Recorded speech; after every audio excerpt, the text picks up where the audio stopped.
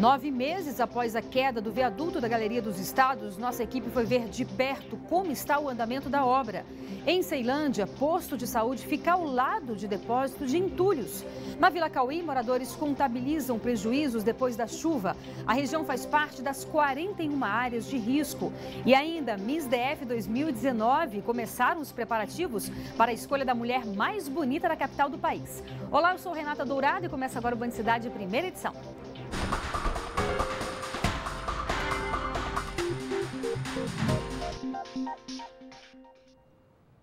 Faltam 100 dias para a entrega da obra do viaduto da Galeria dos Estados. Pelo menos, essa foi a promessa feita pelo governo de que até o dia 1º de março do ano que vem, a passagem do eixão estaria reconstruída. Pois bem, nossa equipe foi até o local ver em que pé está a obra. Veja só. Está bastante demorada a obra, bastante mesmo. Não deveria ter demorado tanto assim, né? Os andaimes já fazem parte da decoração de algumas lojas. A estrutura de ferro está por todo lado e ocupa parte da passagem que sobrou para os pedestres.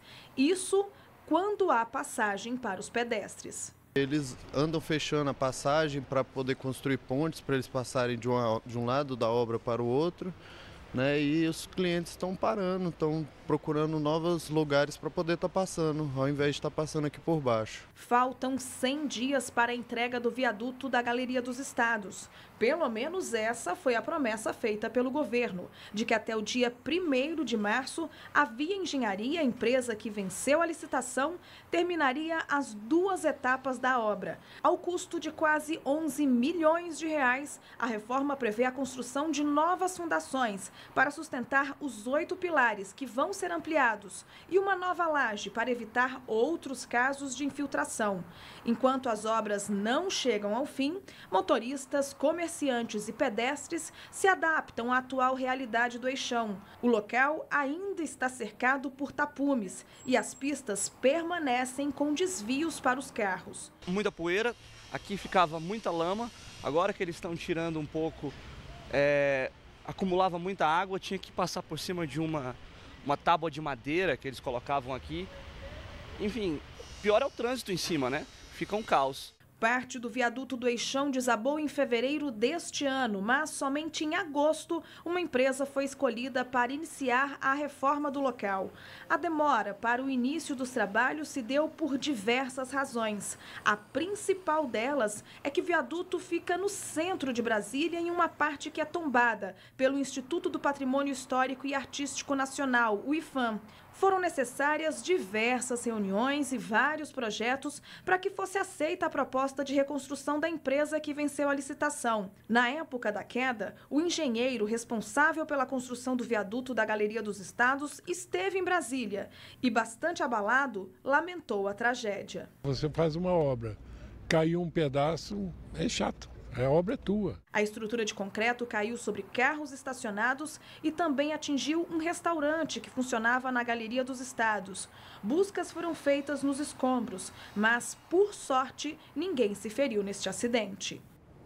Pois é, aqui ao meu lado, Cláudio. Cláudio, boa tarde. A gente compreende que, enfim, tem todo um processo por ser a capital do país, por estar na área central, mas convenhamos, é muito tempo, né? 9 meses e nada dessa criança nascer. Na verdade, não dá para compreender, né? A principal causa não foram os entraves burocráticos, né? Não foi a má vontade permanente, né? Imutável de órgãos como o IPHAN.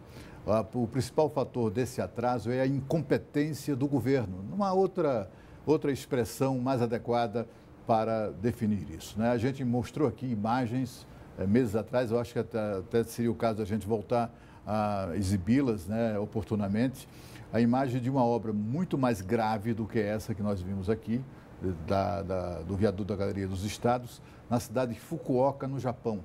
Abriu-se uma cratera gigantesca da largura da via, que era exatamente da largura do eixo monumental, e não apenas uma pequena parte, como aconteceu aqui. Lá no Japão, abriu-se uma cratera de mais de 40 metros de profundidade. Aquilo ali foi consertado em apenas 48 horas. Câmeras de segurança mostram, né, em imagens aceleradas, todo o processo de recuperação daquela via. Portanto, é possível sim, era possível ter resolvido isso, sei lá, em uma semana, 10 dias. Hoje, 9 meses depois da queda do viaduto, eles ainda estão falando em mais 100 dias de prazo para, eventualmente, nesse tempo, concluir a obra de reconstrução do viaduto da Galeria dos Estados. É vergonhoso isso, não apenas para a burocracia do GDF, mostrando que é despreparada, incompetente, desleixada, debochada, não apenas em razão deles, até a própria engenharia nacional. É incrível como ficou desmoralizada a engenharia brasileira. Cadê os engenheiros? Estão qualificados? Estão, né, senhores da sua qualificação? Por que não protestam contra isso? Essa falta de vergonha, de vontade política, de competência, chega a ser criminosa. E isso deveria ser tratado dessa maneira pelo Ministério Público do Distrito Federal e Territórios e também pela Justiça. Pois é, e olha, 3 dias depois de um temporal que causou estragos em várias cidades do DF, moradores da Vila Cauí ainda contabilizam os prejuízos. Para completar, o último levantamento da GEFIS já deixou o alerta a 41 áreas de risco em 19 regiões daqui do DF e a Vila faz parte dessa lista. Dona Maria não estava em casa quando o último alagamento começou.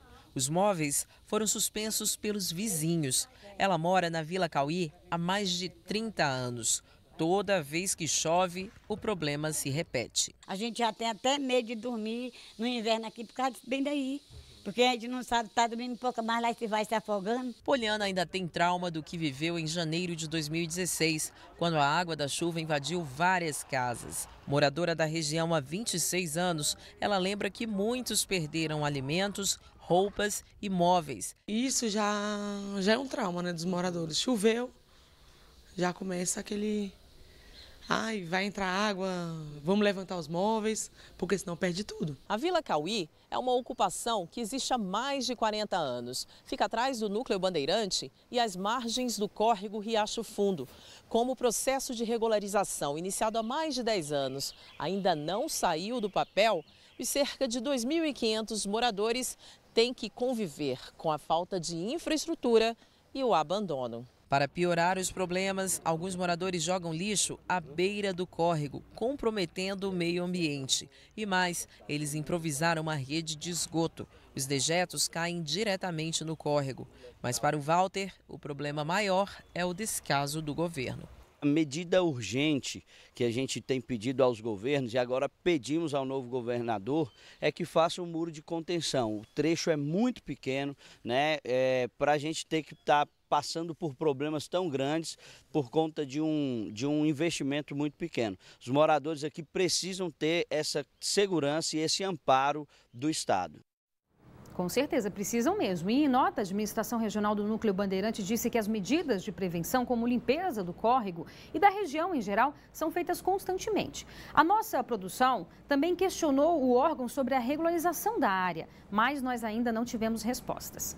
E você se lembra do caso de um motorista de Uber que agrediu um passageiro com um taco de beisebol? Pois é, isso foi em 2017, lá no Sudoeste. A Justiça considerou ele inocente da acusação de tentativa de homicídio.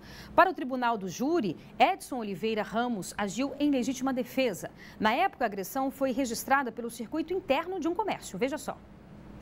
No registro feito por uma câmera de segurança, é possível ver o momento da agressão. Os passageiros desceram do carro e, em seguida, o motorista Edson Oliveira Ramos também sai com um taco de beisebol na mão. Ele vai para cima de um dos passageiros e acerta a cabeça dele com o taco. O homem cai no chão, consegue se levantar, mas cai novamente. Depois da agressão, o motorista fugiu. O homem agredido teve traumatismo craniano e precisou ficar internado na UTI. O caso aconteceu no dia 22 de julho de 2017, durante uma viagem do setor de indústrias gráficas até o Sudoeste.